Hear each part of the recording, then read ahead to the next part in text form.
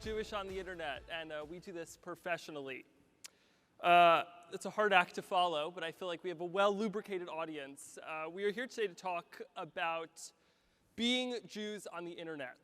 It's never been a greater time and a more challenging time to be a Jew on the internet. And so we have two incredible friends, incredible Jews, incredible activists in front of us with combined over 25 million followers, reach billions of people around the world.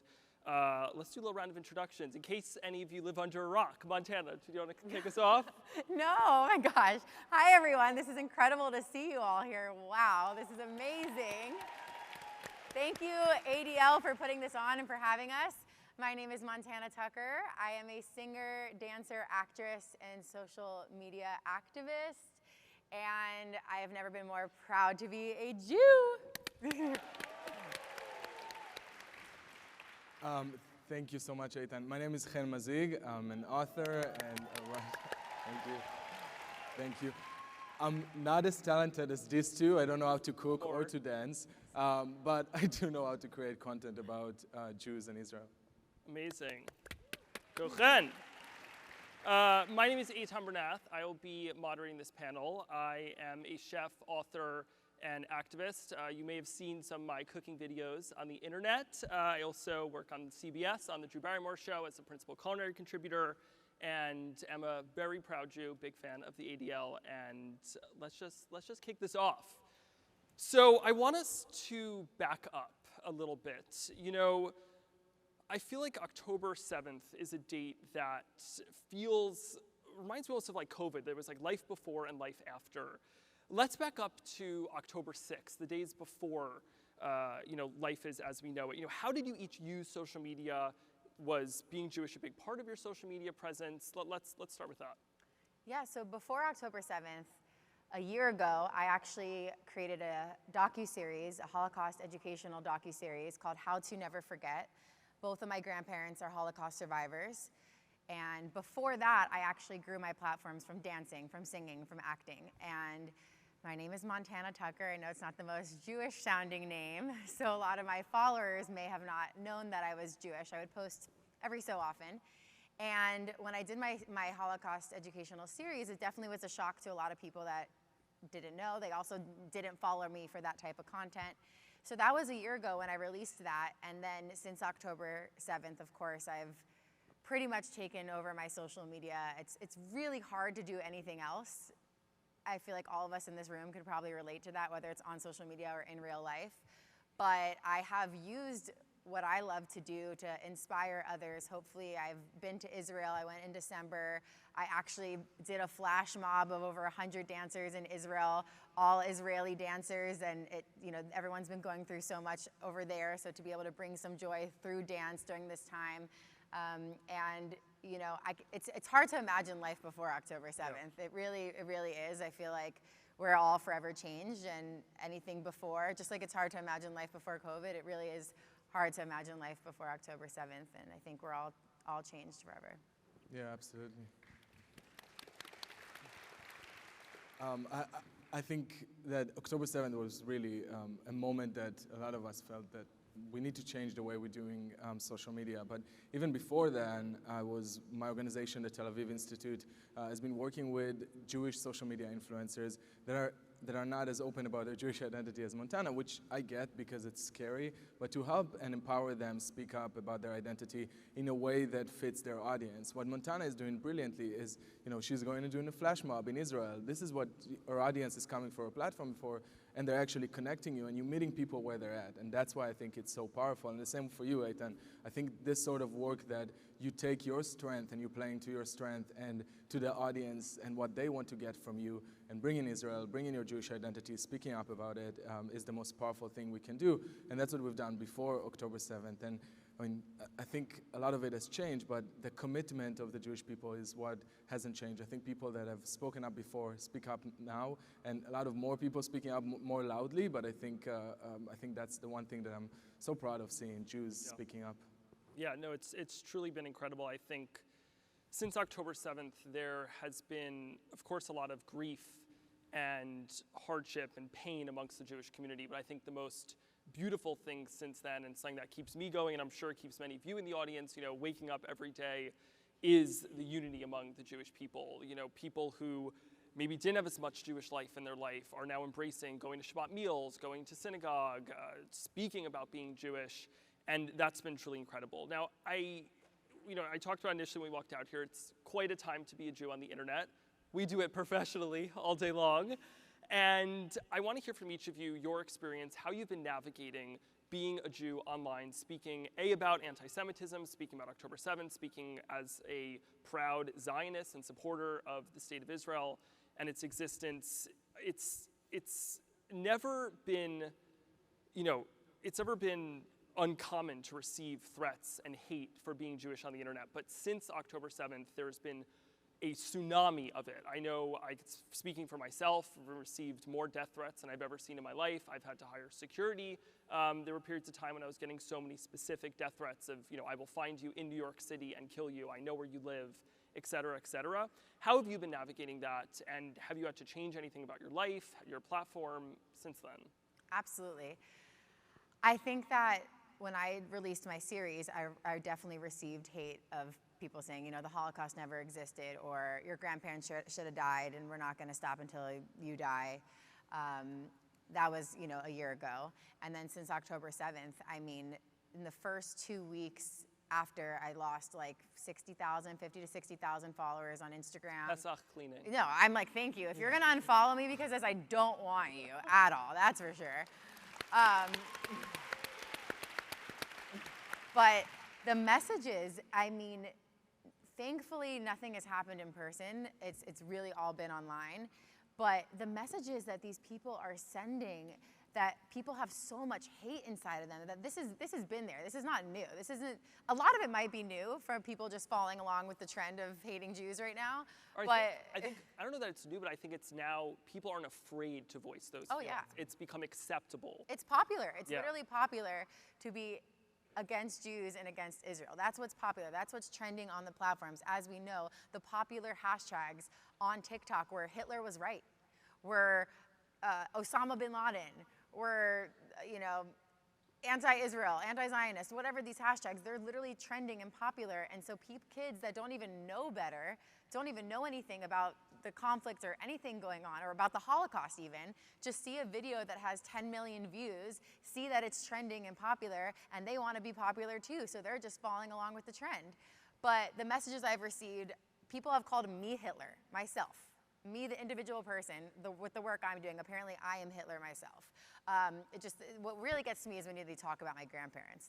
They can talk about me all day long, I don't care, but when they directly talk about my grandparents, and it affects me. But also the DMs, the positive messages that I'm sure all of us in here, I can only imagine what both of you guys get as well. I think that's what keeps us all going, right? We can get hate messages all day long, but from the Jews around the world, because with social media, we can reach people all around the world. It's not just in the US, not just in Israel. We're reaching people all around the world. So to have people message us and thank us for the work that we're doing, from my 1-minute video or your graphics that you're posting or whatever you're posting, like that I think is what fuels us and keeps us going, knowing that we are making an impact, and you never know who you're going to reach with that piece of content. Yeah, very, very true. And now, Chen, you do an incredible job at providing information that's digestible for the masses. Many public figures share your posts. I would love to hear how, in this period of time when it feels like factual information is far and few between on the internet, how do you navigate providing fact-based information to people, to the masses, in a digestible way that can, be absorbed by the reader when they're just scrolling on Instagram? Yeah, I'm trying to always lead with kindness, to always see the humanity, to speak about, even if I speak about horrific stories, to find a way to make it digestible for people to share. And this type of, we were talking about what happened after October 7th, I've seen all of it. I've been doing this work, speaking about Israel and anti-Semitism and Jewish identity for over a decade now. And I've heard all those lies. I've heard the term genocide being thrown years ago. I even heard this, have you heard during December where they said that Jesus was a Palestinian? You've heard that? I never thought I'm going to have to fight for Jesus. But I had to do what I had to do. And I mean, just to think of how clever this sort of rhetoric is, because instead of saying Jews kill Jesus, which we all know it's taboo and something that you can't say because it's anti-Semitic, instead we can say that Jesus was a Palestinian. And we all know who's killing Palestinians today. So the Jewish state is actually killing Jesus. So like to create such sophisticated anti-Semitic propaganda has been a process that has gone on for years. And the way that we have to combat it is not by playing in this level. And one of my commanders in the army, when I served as a humanitarian officer in Gaza, working on providing humanitarian aid to Palestinians, I remember him telling me how important it is that when we fight a war in Gaza, that we're not fighting the way that Hamas is fighting, because we are not like them. And when you fight a monster, you have to make sure that you're not turning into one. Wow. Yeah. Yeah, and you know, on these platforms right now, there seems to just be a complete failure of the systems in place that are meant to protect people online, specifically right now the Jewish community, whether that's the threats we're receiving or just the misinformation that's allowed on the platforms, whether it's videos claiming just absolutely absurd pieces of false information.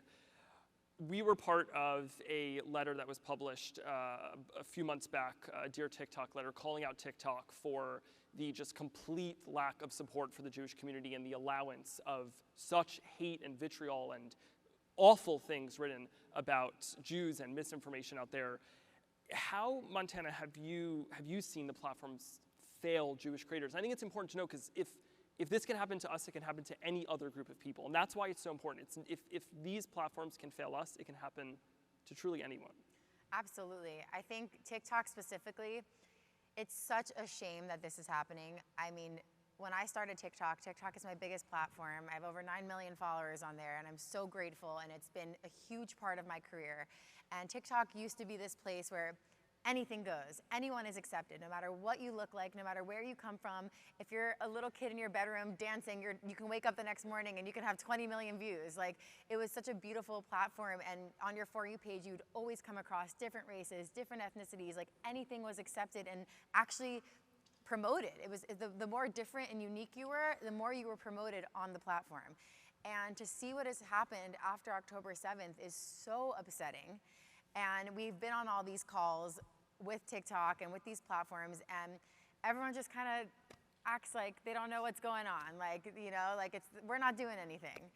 But, you know, yeah. it's been really, really upsetting. It's also with their comment filters and all the things that they're trying to put in place. Even if you block words, if someone just spells the word a little bit differently, it gets on there. It's not being shown to people on the For You page or to the proper people, all these different algorithms and things. And it's upsetting, because this is something that we've all built such like careers that we love and we're proud of on these platforms, and we want to be able to get to people on there, and we want people to be able to see this type of content. And nothing that any of us are posting is going against anyone. Is to really to show what's going on, to show facts. For me specifically, it's to share personal stories of what is going on right now, whether it was my grandparents' Holocaust story or survivors of October 7th or going to Israel. And it's really to humanize all these individual stories, yet we're being attacked, and our content's either not being shown or it's being shown to all the wrong people. So it's really upsetting, and I think, but we're all still fighting and trying and doing the best we can, and we're not going to stop posting. But yeah, yes, clap to that. Yeah, I think right around when we published the Dear TikTok letter, there were some that were like, just stop posting on TikTok, don't support. But if there's no Jewish loud voices on TikTok, on these platforms, then if we don't fight for ourselves, who will fight for us? And so that is, thank you, that is so important. And for us to keep putting pressure on these platforms, you know, under US law, they are not responsible, these platforms, for what is put on them, the content distributed on them, what people write. And so there's very little incentive to do anything beyond just what will get Congress to not try to pass new laws, just enough to keep it out of the press. That's all they really need to do. Just to add to it, I feel like in the Jewish community, we often go between either burn down whoever is failing us to trying to fix it, which you are fixers. And I think we need to focus on that as a community. We can't give up on academic institutions because they've failed us. We can't give up on international institutions. We have to be there. You have to be on the table if you want to make a difference. It's something that every Jew knows, and we've done it for so long. So it's really important not to give up and keep on pushing ourselves forward, because no one is going to do it for us. Those companies, they don't really care. I'm sorry, they care about money. They do not. That's at the end of the day, if their stock is going to cost more, that's going to make them happy. But I think it's up to us. And and if you're afraid that we are outnumbered, let me tell you about Jewish history, okay? Yes. Now, in our last few minutes, I want to speak about the positive things that have come out of the last few months. The Jewish unity, of course, and also being able to use our platforms for Jewish advocacy in ways we've never seen before. Now, Montana, you have an incredible story I want you to share about what happened to you at the Grammys. Montana, I don't know if you saw this photo, but Montana wore an incredible dress to the Grammys and truly turned that opportunity that you got from your work unrelated to being a Jewish advocate and used that opportunity, that platform, to advocate for the Jewish people. So can you tell this brief story? It's incredible. Yes. As an artist, being invited to the Grammys is like, there's nothing bigger, right? To go to the Grammys. And so when I got invited, I freaked out, obviously, because I couldn't believe I was invited. And then, of course, immediately I was like, okay, what can I do? I got to do something. And I know going around with all the award shows was the yellow pin, which I know a lot of us in here are wearing, which is amazing. And I knew maybe some people would wear it, maybe not. For the other shows, I didn't see that many wearing it, like maybe like two for the other shows. So of course I was like, no, I gotta have a massive yellow ribbon so that no one can miss it, and it's in everyone's face. Thank you. But I never get nervous. Like, I can speak in front of 300,000 people and be great. I never get nervous, but going there was like, right as I walked up to the carpet, I was like, okay, this is happening. Like, I'm doing this, and I'm by myself, and I'm gonna do it. And I did it, and then afterwards, I actually had someone from the Recording Academy come up to me saying, okay, did you get all your content? Like, kind of trying to rush me off the carpet. And basically, she said that comms came to her and had a problem with my dress and said it was too political, and they were really upset about my dress. And I was like, that's so interesting. It's actually not political at all. Are you aware of what the yellow ribbon stands for? And then her face got all nervous, and she's like, okay, well, can you take it off? Like, is it possible to remove the ribbon? Okay. I'm like, it's sewn onto my dress. Like, we're on the red carpet, like, no. And I would never take it off. And she's like, okay, you can go out there, but we're not gonna be able to share any of your content. So the Recording Academy wouldn't share any of my content. So it's kind of freaking out. I went back out, and then 2 minutes later, Harvey Mason Jr., who I think is absolutely incredible. I hope he is continuing to get the praise he deserves. Gave his amazing speech, but before that, I know he was giving the speech, and he came up to me and he goes, wow, I love your dress. It's amazing. Thank you for wearing that. Can we take a picture? And I was like, oh my gosh, Harvey Mason Jr., if you guys, he's the head of the Recording Academy, in case anyone doesn't know. But anyway, and then I honestly didn't post anything yet, and then I sat in my seat, and all of a sudden everything kind of blew up. And the messages, the most amazing messages to me were from the hostage families that reached out to me, who I've kept in contact with because I've met so many of them, and they were just so thankful. So incredible. Truly such an incredible way to use your platform. I tried to make it short. For good. No, it's an incredible story. It deserves its time. Chen, would love to hear from you. What motivates you to not stop talking about fighting anti-Semitism? It can be hard to wake up every day, combating anti-Semitism and Jew hatred. It's not always the most sexy topic. What gets you motivated, no matter what you have in your DMs, to keep going? I'm doing everything I do for my ancestors, for my grandparents. They came to Israel from Iraq and Tunisia. They came with nothing but the clothes to their backs. And when they came to Israel, they had hope, and they wanted a better future for their kids. They were chased by anti-Semites in those countries. And I'd be damned if I let anti-Semites make anyone feel like my grandparents did. And that's why I keep talking, and that's why I keep sharing. And I like to say, I don't know if I came up with this quote, but I like to say that I love being Jewish more than anyone hates me for it. And that's what keeps me motivated absolutely. every day. That's a great quote. And I think to add on that too, it's like with our ancestors, my grandparents, they had to hide being Jewish, or they had to run away. We now, everyone in this room, is a powerful Jew. And we don't have to stay silent. We don't have to hide. And we have the opportunity to speak out, to make a difference. And that's why we have to keep doing it, whether it's on social media, whether it's in the school systems, whether it's to Congress, whatever it is, because I know there are so many different types of people in here in different ages. We all have the opportunity to continue making an impact. And like you said, I feel like the Jewish community has come together in a way I've personally never seen before in my entire life, and I think it's really motivating to all of us to keep going. Yeah, incredibly inspiring. It's also just one more point on that, because I think it's important. Being Jewish is the coolest thing ever. It's the most punk thing you can do. I just want to make sure, because I feel like people are almost ashamed of it or feeling like we need to be. To be a populist is what is being an anti-Semite today. So if you're not an anti-Semite, if you're Jewish, if you stand up for Jews, you're the coolest person, and don't let anyone tell you otherwise. And just, speak up, because I think we're looking at our history, we're looking at our ancestors, we're looking at the people in Masada, we're looking at the Jews in the Warsaw Ghetto that uprised. We're looking at those Jewish heroes that did not let anti-Semites win against us. And I'm looking at all of you today, and you are all the heroes that one day people will look back at us and will see you standing up, and that's what will empower them the way our ancestors empower us. Incredible. I think that kind of touches on the last point I wanted to discuss. For the three of us, we are able to reach millions of people about our work, about combating anti-Semitism, about Jewish advocacy, but I truly believe that the work we do is extremely important, but the most important work are the one-on-one conversations, the work that whether you in this audience have 10 followers on Instagram, just have a few friends at the office who aren't Jewish or who don't know about what's going on in Israel, that is the important work. And at times like now, we can feel very powerless. I remember after October 7th, that was something I felt. I was like, I just feel so powerless right now. And I think the most incredible part of, social media has a lot of good, a lot of bad, but I think the most incredible thing right now is that each and every person can really use their platform, whether that's to tons of people online, to the people, their neighbors, their friends, the people they see at their coffee shop. Very briefly, before we head off stage, what can each person in this audience do to make a difference in their own little way? Well, I think based off of that, it doesn't matter if you have 1 follower or 1 million followers. Before I did my docuseries, I honestly thought it was probably not going to do well. But I said, you know what? If one person is impacted by it, you never know the ripple effect that has, right? What can happen from that one person seeing your video or that one conversation? That person's whole entire life could potentially change. I know that sounds crazy, but their whole entire life and all the people they impact in their life will be changed from that conversation, from that piece of content.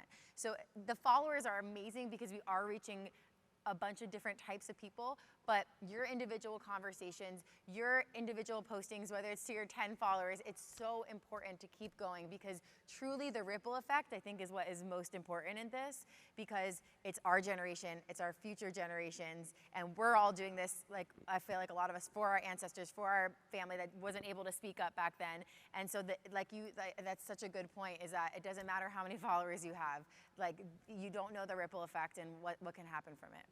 Yeah, absolutely. I mean, just to add on this, I think speaking up and being proud is what every other marginalized community have been doing for a long time, and we have to do it. We have to lead with kindness. We have to humanize and resist dehumanization of Palestinians, just like we resist dehumanization of Israelis. This is not going to contribute to anyone or to peace, so we cannot allow that.